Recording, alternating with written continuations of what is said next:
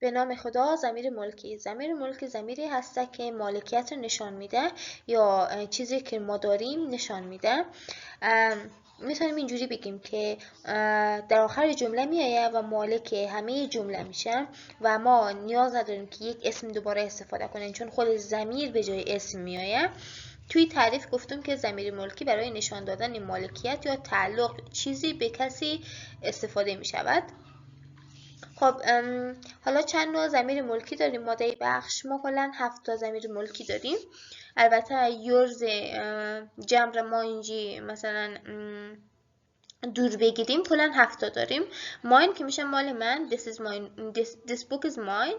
yours مال شما، his مال او مرد، hers مال او زن، its مال او بیجان، ours مال ما، theirs مال آنها.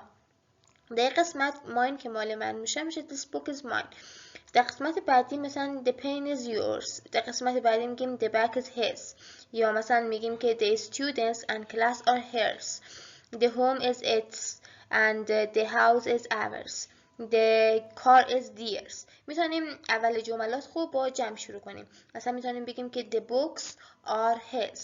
the students are hers. the houses These houses are ours.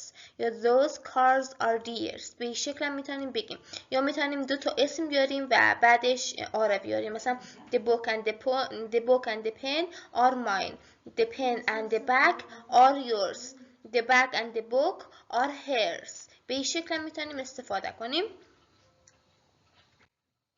خب توی از این بخشم ما تمرین داریم. تمرین ها رو کار میکنیم و اینم تمرین هست. همچنان در بخشم تمرین داریم، ما دوباره تمرین داریم و در نهایت دوباره تمرین داریم. همه ایشان رو کار میکنین تا بتونین که در قسمت جمله سازی پیشرفت کنین.